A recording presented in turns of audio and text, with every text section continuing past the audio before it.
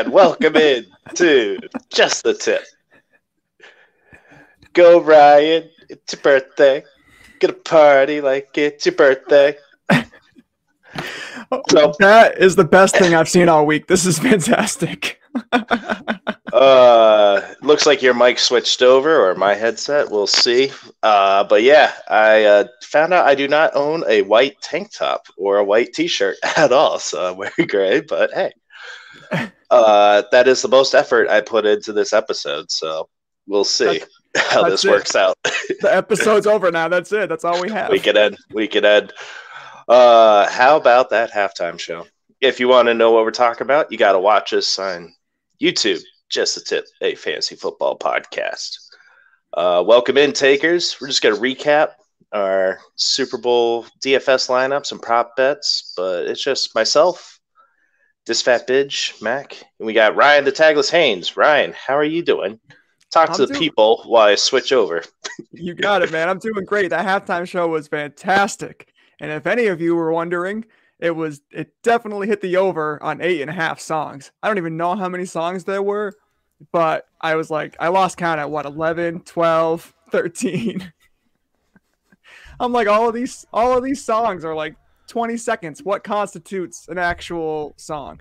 I know. I'm like, they do the intro, and I'm like, does that count? I don't know. So not fair. But yeah, it was a really cool show. I enjoyed it.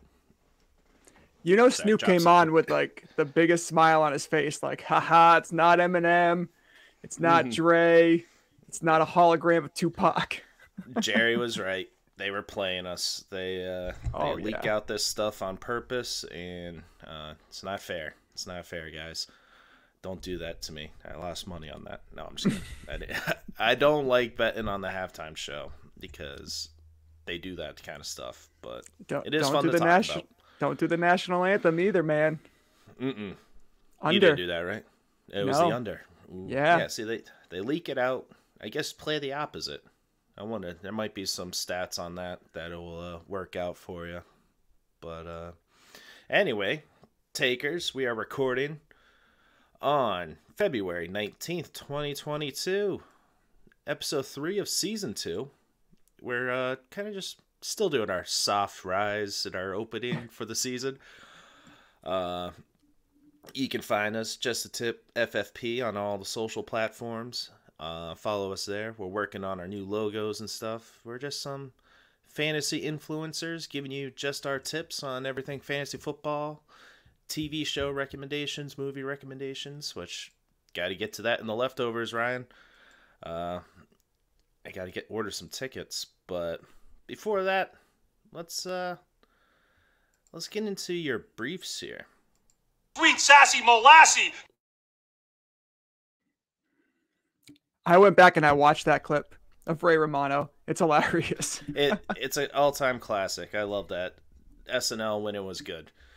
Oh, for sure. It makes me miss Stuart Scott, though. It's a little close to the heart. Yeah, true. All right, so in the news, first things first, big report coming from Jeremy Fowler with ESPN, saying that right now there are 2 potential candidates to land Deshaun Watson, the early favorites. Those are the Minnesota Vikings and the Tampa Bay Buccaneers. Obviously, a clear hole with the Buccaneers. The Vikings, though, it's going to take some movement. It means Kirk Cousins won't come back. What does that mean for Justin Jefferson? This is exciting news. What do you think, Mac? As having Justin Jefferson in Dynasty, I would love for him to have Deshaun Watson. I think it will just make that offense that much better. I really do. Not like they were bad. I would love it for him to go there. But on the other side, if you have Bucs wide receivers like you do, you're a little biased. You want him going to the Bucs, huh? I would love for him to go to the Bucs. And I have Jefferson in one dynasty league. I have Evans in a couple of different formats. So I think Evans at his age right now, like, he needs a really good quarterback. I think Justin Jefferson could get by with like Kellen Mond or whoever. Also, when I saw this report, I thought to myself, this is the only way I think I see Kirk Cousins not coming back to Minnesota. If they trade him. Right. Like, I don't think they get rid of Kirk Cousins unless they have another guy like Deshaun Watson, Aaron Rodgers, Russell Wilson coming aboard. That's the only way I see it. I got you. A big name trade, not just to offload the cap. Exactly, because you have a very competitive team there. You still have Thielen, who's getting up there in age. I don't see them moving to somebody like Kellen Mond right now and totally scrapping it and rebuilding. I don't see it either, especially if Rodgers goes out of that division. Like, it's their division to have. So now's the time to strike, man. So it'll be interesting. I think some other people were striking down those rumors. I'm sure it's just all talk. We're gonna get into that. It's the off season, so we're gonna discuss rumors and lean certain ways, sway back and forth. So take all this with a grain of salt. We're just reporting what we read. Watson was like an Eagle, a Dolphin, Bronco all last year. It was ridiculous. I would hate if he goes to the Eagles and Hurts goes to Houston because that would be bad for Hurts. I feel bad for him.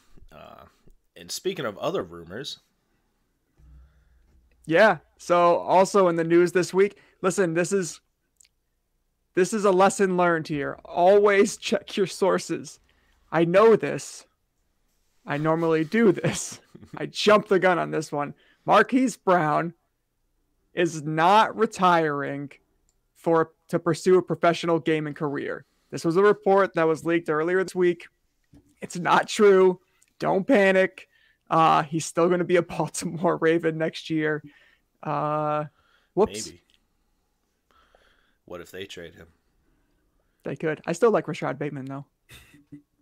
Very much so. We'll get into dynasty talk, but yeah, if they're, I don't know, maybe he posted something because he was frustrated with the team, kind of like Kyler Murray deleting his social media accounts, anything to do with the Cardinals. So it's all negotiations and all that jazz. So don't take it too hard. Kyler Murray's going to be back with the Cardinals. He's just trying to get that contract. Don't worry about it. Marquise Brown. So what we're going to discuss dynasty. We'll peek behind the curtain what we're talking about. We'll discuss dynasty prospects to trade for and trade away next episode. Next week or the week after. Sorry guys, it's the off season. We're still trying to develop stuff behind the scenes here. But do you have a strategy of trading players with these rumors or calling your shot and stuff, or are you a more wait and see approach with all the rumors happening? I think it's a wait and see approach. It certainly depends on the situation. So for instance, like some of the Broncos wide receivers, you can get pretty cheap right now, and it's all about value. So if you think they're going to upgrade at quarterback, which a team like the Broncos, I think they're going to, and you can buy their receivers cheap, I would make a move like that.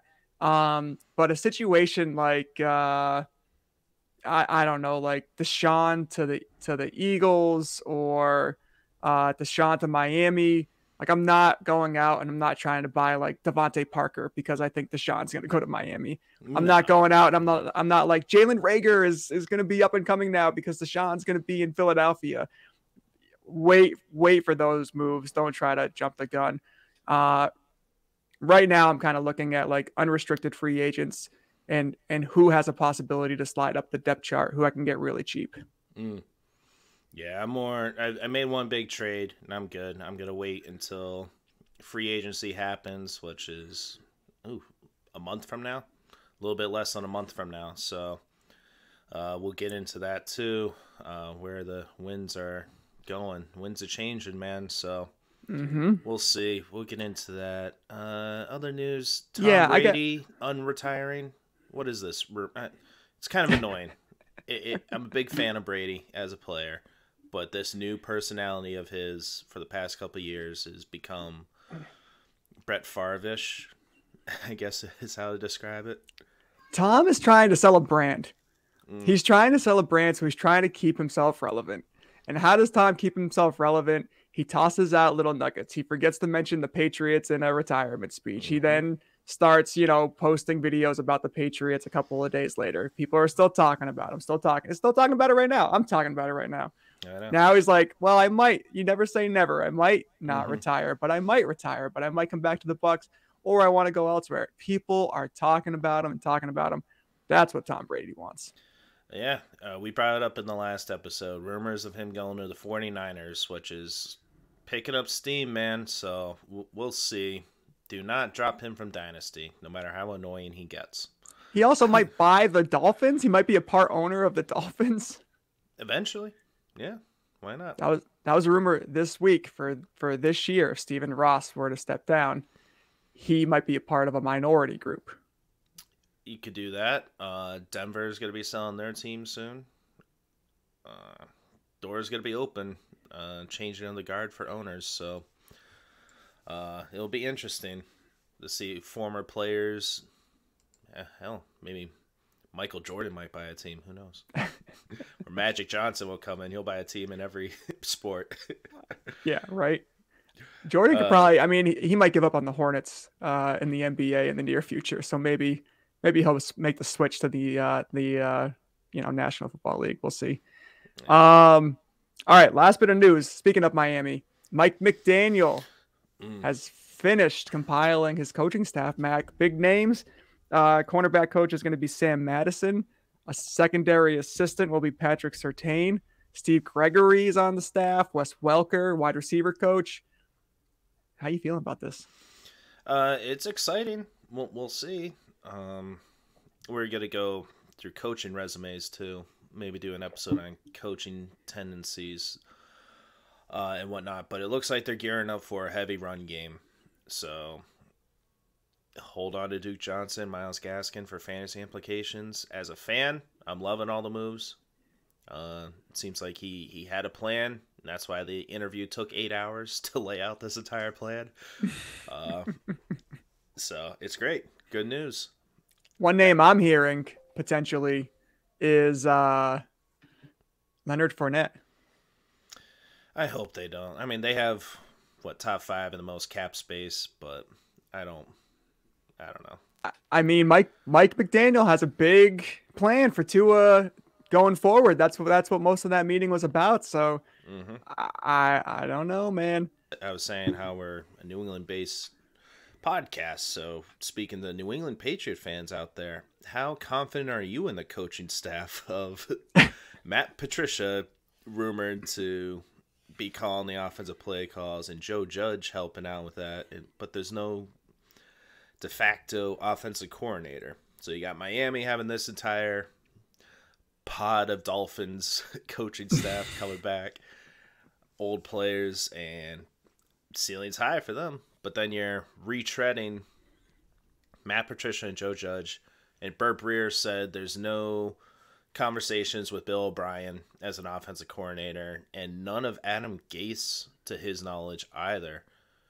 I think Adam Gase, terrible head coach, but I don't think he would be a bad move to bring as an offensive coordinator, offensive assistant, something to help out. Not Belichick and Matt Patricia calling the offensive play calls. What are your thoughts? You know, my fear with bringing these guys back in is that and I guess this was disproven last year, but you would think that if you have coaches who players have been very vocal about not wanting to play for and have not enjoyed playing for, if you continue to add those guys to your staff, who are you going to attract then in free agency? Is that going to become a barrier for getting a big name receiver like a Chris Godwin or another big name weapon that might be out in the market? I don't love it. I would like to get somebody fresh, somebody maybe younger, somebody who might add some creativity to the offense. And I don't think these guys are that. I don't think so either. I have no confidence in their offensive game going forward. But there is one guy in Dynasty I'm absolutely targeting, which we'll talk about in our next episode. I keep teasing these Dynasty. I know, right? You're all excited, dude. I like it. Yeah. I'm ready to talk some Dynasty. We'll get into it, man. It's that season. We'll have some guests on to talk about it some more. Some college prospects coming out, so that'd be great. But enough with the news. Yep. Thank you, Chuck Norris. Whoa, that was loud. Sorry. Thank you for that news. We're going to get into... Where are we? Super Bowl breakdown. Super Bowl, man. We'll get to our thoughts on that. We'll talk about our DFS lineups. What we had, some prop bets and everything. But, Ryan, let us get together and put our tips together. Come, let us gingerly touch our tips. All right. I'll start with my reactions from the Super Bowl. We'll just open up that way. Sorry you could hear my dog barking in the background. He's excited. He is excited. My cats were not, though. They were very disappointed. I posted one of them looking all depressed that the Bengals let him down for all cat kind. Poor guy, as he's puffing a stogie. If you're going to play conservative like the Bengals were, I didn't mind their game plan in the first half, but OBJ going down really helped their defense out. I think if OBJ stayed in, you'll get to it, I'm sure. Mm-hmm. Was looking dominant, and they didn't have an answer until he went out. So, but if I told you that the Bengals were going to get 2 interceptions and not turn the ball over at all, you'd probably put money down on the Bengals winning. I would anyway. But just at the end, poor clock management. You have over 6 minutes left. You're running the ball. You're not going hurry up. But then you're snapping the ball with over 10 seconds left on the play clock. Why? What is your strategy? I'm fine. If you want to go hurry up, you're running the ball. What, Mixon had over 70 yards rushing? That's fine. If you want to go hurry up, try to catch him off guard and whatever, go ahead. But make the right plays. Don't take your time and then not drain out the entire clock if that's your strategy. I just didn't understand it. Can you shed some light on that? You know what? It seemed like you had 2 teams that were fairly inexperienced at being in Super Bowls. The Bengals are obviously a very young team, and I think they showed that. I mean, at the end of the game there, it was kind of helter-skelter. They couldn't get anything going on offense, really. The offensive line looked absolutely wiped by the end of that game. So I think that's what you saw. I think you saw a little bit of panic with how the Bengals were approaching their clock management in the fourth quarter there. Yeah. And P. Ryan running it on. I watched it again. I'm just like, why? I mean, I did bet on him having over 3.5 yards rushing, and he did not make it. But he didn't run with any vision. I don't know. Just have Mixon run the ball. Unless he was tired or hurt or something, I don't know. He was not hitting that hole hard, man. P. Ryan would get the ball, and it would be. It wasn't explosive whatsoever. If you're running the ball on 3rd and 1, you gotta fly into those holes, and it no urgency. Yeah, just playing scared, running scared. I guess Sorry, P. Ryan. It didn't look good. All right, give me some takeaways. I have a couple more, but we'll let you. Yeah, go. I mean, listen, the Bengals had a very good strategy, and they were very effective in kind of sticking to that. They executed beautifully, especially on defense. They made the Rams one-dimensional. The Rams' run game was non-existent that whole game. You knew they were going to pass. You could adapt to that. And they, like you said, they didn't turn over the ball. They didn't get a lot of penalties. There were barely any penalties in this game till the very end there. And if you said all of those things to me before the game, the Bengals weren't going to turn over the ball. They were going to, protect Joe Burrow pretty well throughout most of that game. Mixon was going to rush for over 70 yards, and they were going to have, they were going to hold the Rams to 30 yards rushing or something like that. I would say, yeah, you're going to, and they have 2 interceptions as well. I would say the Bengals would win this game. You would think, But yeah, I kind of said that. My line of thinking was the coaching was going to screw it up.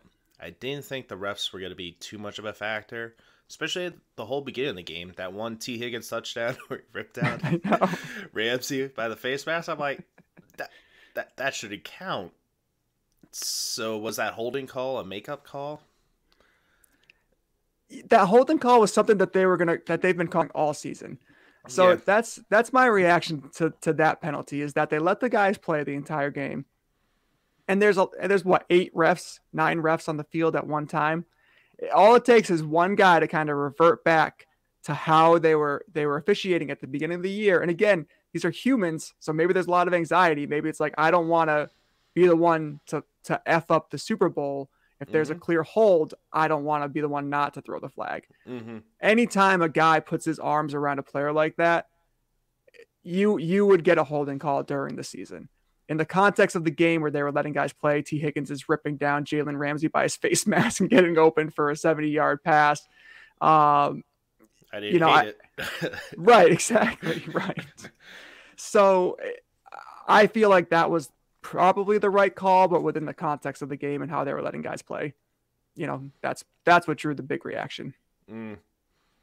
Yeah, I hate that. It kind of reminded me of the San Fran Baltimore game when the lights went out and everything, and the big comeback, and then it was a bad defensive. I gotta watch it again, but he pulled down, but it was uncatchable. Pulled down the player, and they called that. And it sucks when the game ends that way, but it was an all right Super Bowl. I enjoyed it. Yeah, it's not gonna go down in the top 15, top 10, whatever. But a lot of people talking about the offensive line of the Bengals. Yes, they suck. You don't want Burrow ending up like Andrew Luck, getting hurt. You got to invest that O-line. But people are saying you should have gone with Penny Sewell instead of Jamar Chase. They wouldn't have made the Super Bowl if they drafted O-line. They needed Jamar Chase. So this draft coming up, spoiler alert, a lot of offensive, defensive lineman play, players coming out that people are going to be drafting. They'll be fine. As long as they draft the right players at the O-line. If they start going skilled players, then forget all I'm saying. Terrible Bengals as usual. You could find good value linemen in the late first round, second round, third round, to add to that O-line. Jamar Chase, very clearly the right move. Yeah. He's a generational talent, man. The guy looks like he's going to be a Hall of Famer. And you don't get that very often. So that was definitely the right move. And he was incredible. He had 89 yards. If they were able to connect in that last play, he would have had, 150 yards and a touchdown. He made Jalen Ramsey look silly on a few plays. So yeah, Jalen Ramsey's overrated anyway. Sure is. He got paid though, so good for him. Trying to think what else for the game. Not much. Just thanks a lot, P. Ryan, for nothing. A lot of people were down on Cooper Kupp. They were. Yep. I don't know why. Maybe some people here. I don't want to name any names. Jerry Allen. But good call by Regan. Regan, who's not with us. He called this in the preseason that the Rams would win the Super Bowl. I think he said they were going against Kansas City, though. So he got that wrong. Loser. But good for him. Anything else on the game, or you want to reflect on some prop bets? Yeah, let's do some reflection here. All right, prop bets. So just a few that I won big on. It sucked because I was at a birthday party, or 2 birthday parties, and I'm trying to place the bets and not be rude on my phone the entire time. So I missed the one, which we mentioned, to definitely play, over 2.5 passers. So we were like, all right, if a QB gets hurt, one guy comes in to replace him. There you go. You automatically have it. There's going to be trick plays. Ryan, we got 2 trick plays. One that was a LA special, what would you call it, that missed by Cooper Kupp to Stafford, where he could have got killed. Dude, I had money on that one. I put 9-1. I put like $5 down, and it was as it was going. I'm like, oh my god, he's open. It's gonna happen, and he Cup airmailed it like 4 feet over his head. I'm like, dude, come on, really? That was my Super Bowl. I had a lot of come on, really moments. Yeah. I mean, he was getting a lot of pressure. That was actually one thing about the Bengals defense. They made them uncomfortable back there. Like, yes, Stafford threw 3 touchdowns, but they did pretty well for being not so name recognition there. Speaking of defensive line, though, sacks, 7 or more sacks, plus 240. I was like, easy. Rams got that by themselves. So yes, they did. Everything sack record number bets I bet on. I did bet wide receiver MVP plus 250. I did lose, though. I said defensive line because, like, hey, if Aaron Donald gets it, that was plus 1,000. It was pretty close, man. Aaron Donald, I think, was in the conversation there. I think so. Do you think he should have gotten it, or you agree with Kupp getting the MVP? I agree with Kupp getting the MVP. Just looking at OBJ going down and what Kupp had to do, it was incredible. Go watch that final drive where they went for it on that 4th down, that end around run that he had for like 7 yards, catching the ball on that one penalty where he gets leveled. There's offsetting penalties, which I'm surprised they didn't take him out for a concussion protocol thing. I know, right? It's kind of like what they did with Edelman in that Atlanta game, rather. So I'm surprised. I thought they was going to come out. I'm like, oh, no.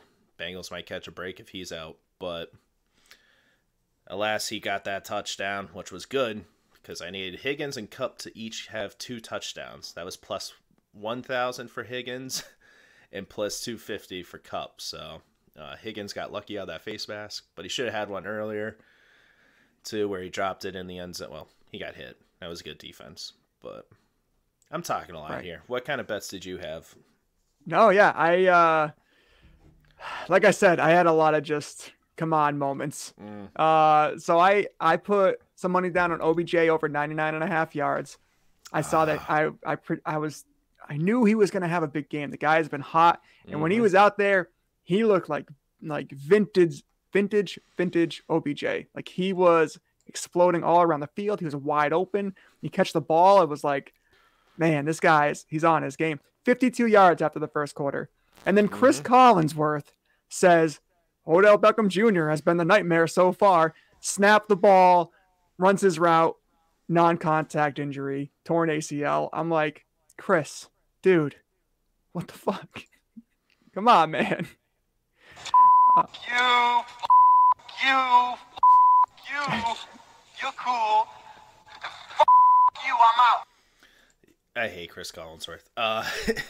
Speaking of the commentary, they were like not into the game at all. Like, we had a party, so from what I could hear, they were just kind of like nonchalant. And then he said something about how, have you ever seen a more clutch duo than Stafford and Kupp? It's like, yes, Brady and Edelman in the playoffs, dude. Like, you've been here. It didn't happen that long ago. I mean, there are a lot of people that were living just in the moment. I mean, now you got the Stafford Hall of Fame talk. You know, you have like Stafford Kupp greatest duo. This is one of the greatest Super Bowls. Like, there's a lot of people living in the here and now for sure. They definitely hype it up. Stafford Hall of Fame, jury's still out on that. I think the scale needs to be slid a bit. I had a great debate one time with Hutch about Phillip Rivers when he retired, if he should be in the Hall of Fame, which he should not. No. But he probably will get in, so we'll see. I'll tell you what, I had another bet that I had was Evan McPherson hits a 50-plus yarder. That was going at plus 140. He was 9 for 11 with 50 yarders in the season, 3 for 3 in the playoffs. The Bengals had 3 third-down conversions. 2 of them were at like the Rams 35. I'm like, come on, guys. 3 for 14. You get 2 first downs when they're in 50-plus field goal range. And then they get closer and kick the field goal anyway. I'm like, come on. I had that too. I had Tyler Boyd scoring plus 250. He didn't get it. I think the moment was too big for him too. He missed that one first down that he could have had, turned too quickly before he caught the ball. Would have had it. Oh well. And I'm gonna butcher the name again though. Plus 800 for Skowronek. I think I got it right. Plus 800 for him to score anytime. And I'll get to it with my DFS later about him. It was the right play for me. It was the right play. Yeah, he had his opportunities. He did. He just bobbled the ball. Sony Michel was not the right play. I liked Sony Michel touchdown and Rams win. And what did he have? 1 carry maybe? I have it right here. The fun fact, I'll bring up Sony Michel's real quick. 2 carries for 2 yards. His longest rush was 3 yards. So for those of you that can't do math, he had 1 rush for -1 yards. He's gone. Oh yeah, it sucks. They had Akers have 13 carries, so I was saying hit the under on all the Rams running backs. I thought they were gonna have more of a committee, but a little fun stat here. 13 of the rushing yards, of the 43 rushing yards for the Rams, 13 went to Kupp and Stafford. So 30 yards for the random running back field. Random. They combined for 23 carries and 30 yards so 21 carries for the running backs there. And yeah, I was saying stay away from the running backs, so Mixon, I was even saying stay away, but great passing touchdown by him. That was fun. That was a great play. Except he took it away from Burrow, and I needed those points, but oh well. For prop bets, yeah, I hit on a bunch. I won $40. I put in like $250, and I got 40 plus back, so not bad. If I wasn't distracted, I probably would have played better, or I might have played bad. Who knows? It was meant to be. God's plan. We were in fun story. We were in New Hampshire visiting with some friends, and we were going to watch the party in Vermont. And I made Ashley stop at a gas station right before the Vermont border. I'm like, you can't go into Vermont right now. Stop the car. I put in my bets. There you go. I probably shouldn't have. And yeah, I got them in.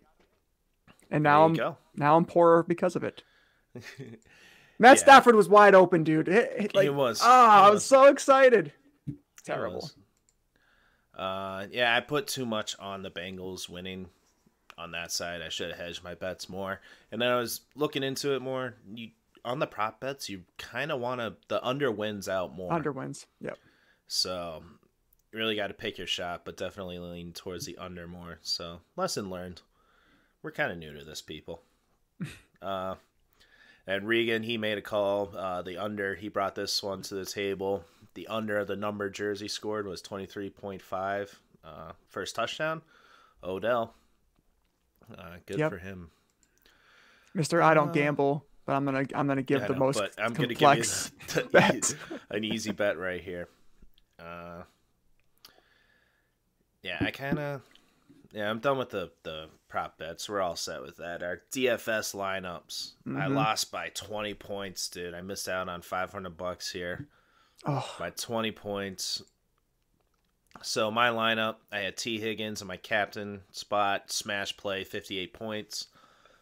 4 receptions, 100 yards, and 2 touchdowns. Kupp, 29 points. 8 receptions, 92 yards, and 2 touchdowns.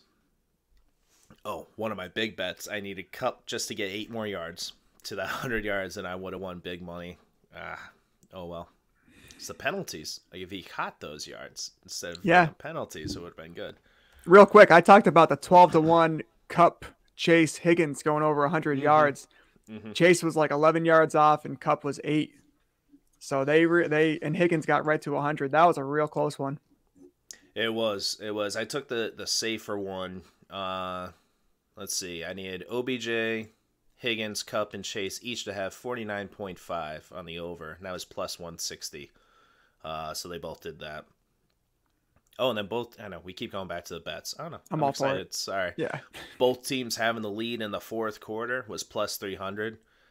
I thought it was going to be a competitive game. So it's really what you thought the narratives of the game would be. You bet that way. And I thought it would be switching like that. So easy money there. I thought anyway. Yeah.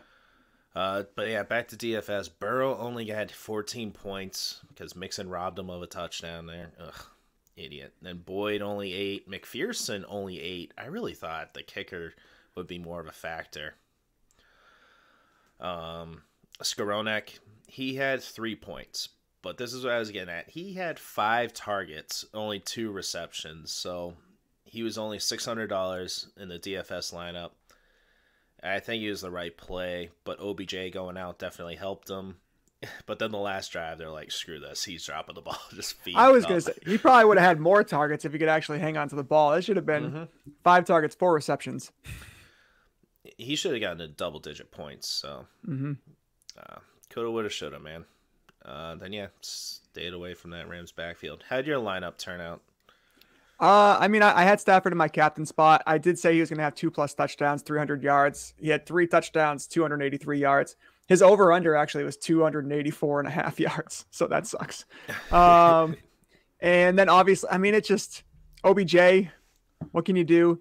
You know, he's like, I was like, this dude's like Booby Miles from Friday Night Lights. He's just lighting it up. Down with the ACL.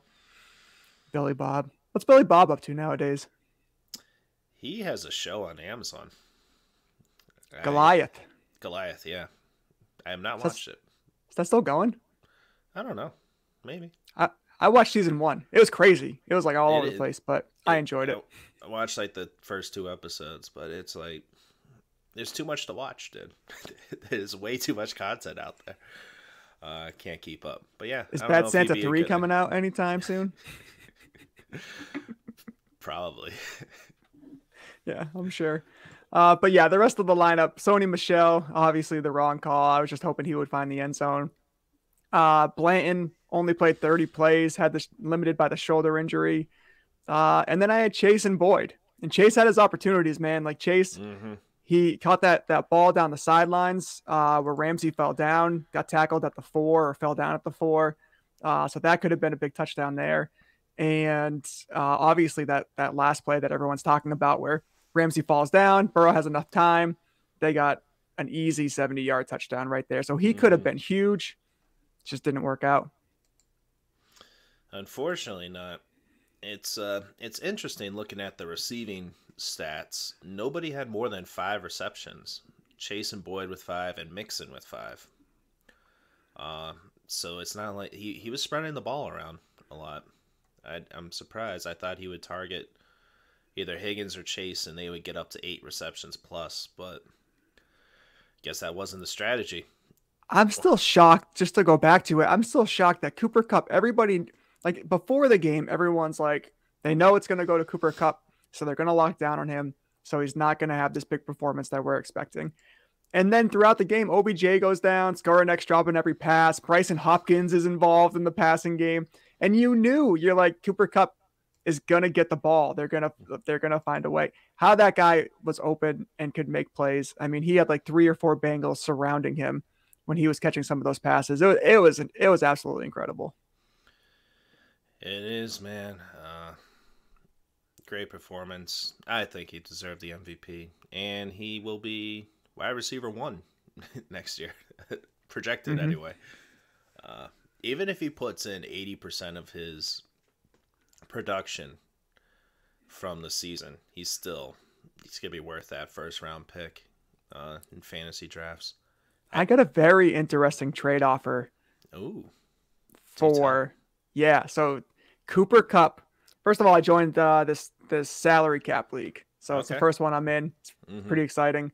I had Big Ben and Tyrod Taylor were my 2 quarterbacks, so I don't have any quarterbacks right now. So I picked up Jameis Winston, hoping. Is it 1 QB or is it? It's 1 QB, yep. Okay. And so I'm like, all right, Jameis Winston's on the free agent wire. I'll pick him up.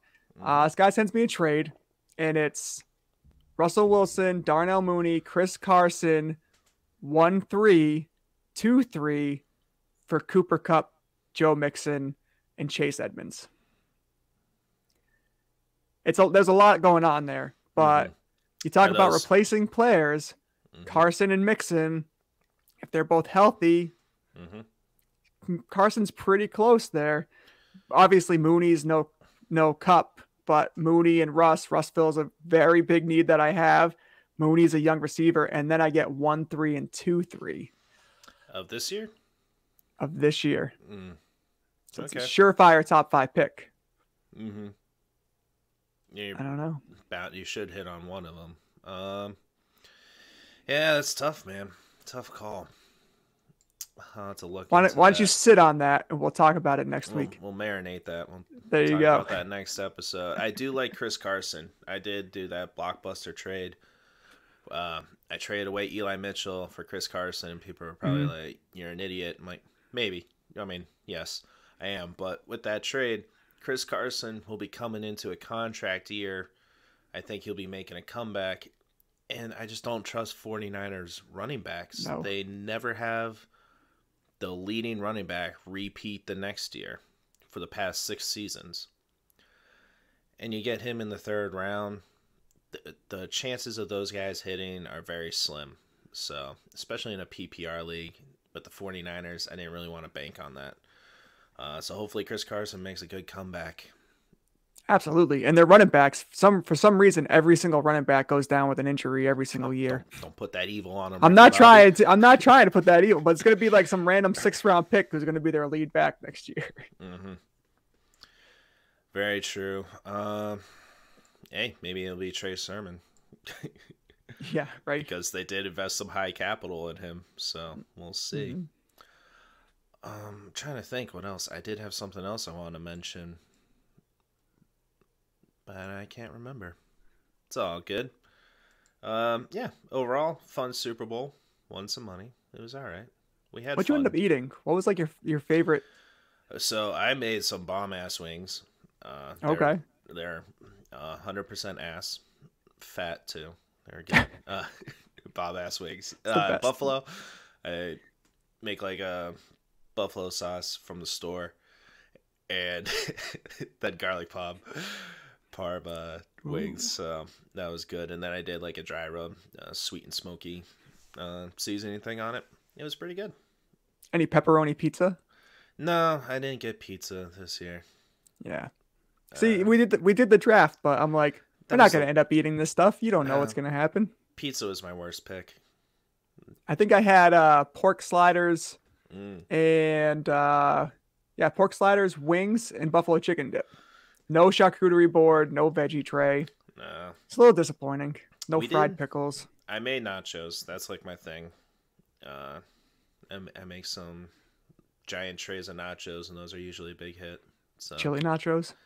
You can add chili if you want. I know you mentioned your history of passing gas and not wanting to eat chili at Super Bowl, so I wanted to make sure that you committed to that.